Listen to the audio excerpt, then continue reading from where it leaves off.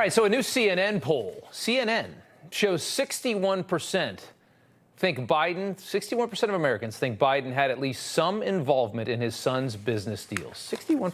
42% say his actions were flat out illegal. 18% say at least unethical. This week, the House Oversight Committee revealed new emails showing that the former vice president's team, way back in 2015, colluded with Hunter's business partners to stop media stories about Burisma, the energy company, and the owner of which says he paid Joe Biden a $5 million bribe. Years later, Biden would deny knowing even what his son did for a living. Years after that email. Sounds about right. House Oversight Committee Chairman James Comer joins me now with more on this. Sir, good to have you on. A majority of Americans, even in a CNN poll, which we know leans left, now know the truth, or at least know some of the truth about the man that's in the White House. And that's despite the media's total refusal, for the most part, to cover this story. I think that's pretty impressive. It shows the tenacity that you've had to get this out there. My question is, where are we with the impeachment inquiry? And do you think there are still, even though most people know this man is corrupt, are there still some limp-wristed Republicans who might vote no if this was put to an impeachment vote? Well, thank God that most Americans get their news from alternative sources other than the mainstream media. Yeah. Just think what that number would be if the mainstream media had just covered the facts, just covered the evidence that we've uncovered. Now, with respect to where we're going, I do believe that we have the votes for impeachment inquiry. I think that with the revelation of all these emails, that Joe Biden was communicating with Hunter Biden about his business, about all of the corruption that he was involved in. I think that was the straw that broke the camel's back with a few of the Republicans that were a little nervous about going the route of impeachment inquiry. They realized that we need this tool to be able to win in court, because that's where we're headed. We've just about picked all the low-hanging fruit. Now we've I guess, surprised the Biden legal team by the route we went. I think they thought we would start on day one and subpoena Hunter Biden. If we had done that, it would have been locked up in court, and any request we had, they would have said there's pending litigation, and they would have run the clock out.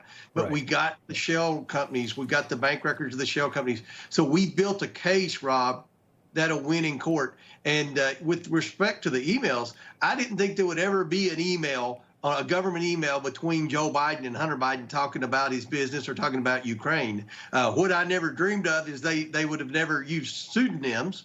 And what we're finding is there's probably thousands of emails. So this is just more evidence of wrongdoing by Joe Biden. Where does that take us then? I mean, and you say you think you have the straw that broke the camel's back with these Republicans. When do we see action? I get why you waited this long. I understand that the moment that you make a move that they could start stonewalling you. What is your prediction for when we start seeing action here against a visibly corrupt person that's running this country? Right. Well, I think that the House will vote in September. Now, this is all up to Kevin McCarthy, but he and I have had several conversations. I know Jim Jordan has spoken with him many times as well. I would predict that in the middle of September, we have a vote. I would predict that it passes, and I will predict that we will use that with all these government agencies that are refusing to turn over valuable information, like the National Archives. We'll use that with the banks when we're in court that were cooperating with us, and now they're being threatened by the Biden legal team not to cooperate with us. And, my job from day one has always been to get the facts, present the facts to the American people, get the evidence. That's what I'm doing. And, Rob, it's been hard. When you fight the DOJ, and when you fight the FBI and the IRS and the Secret Service, it's difficult. But I believe we've gotten more information than anyone would have ever dreamed possible. Right. And yet there's still a lot of information yet to get. I think there is, too. I mean, I know they tried to conceal just enough to have the deniability that they have right now by not just being so overt that you have a videotape of Biden taking a big bag of money from the Chinese. But other than that, you pretty much have everything. The Justice Department is now indicating, Weiss is indicating he's going to indict Hunter Biden on a gun charge, on a gun-related charge. Now, obviously, this gun charge is so meaningless to what the real big story is here, which is a huge, bribery influence peddling scheme with his father, soliciting their power all over the world. What do you think the play is here? I think Weiss is right there in bed with Garland and the rest of them. He's saying, oh, we're going to get him on a gun. I mean, they must have some angle here they're trying to pull. I fear you're right.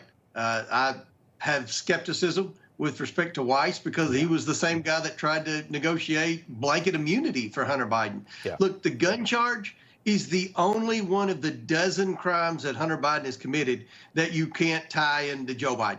It's the one charge that you can't nail Joe Biden on. Everything else, the money laundering, the violation of the Foreign Agents Registration Act, the tax evasion, the bribery, everything else, the racketeering, you can tie Joe Biden in with that. The gun charge is the only thing. So, you know, call me skeptical, but I'm still have no confidence in the special counsel Weiss. Yeah, no, you're not alone in that. Congressman, thank you so much. Good to see you as always. Thanks for having me, Rob.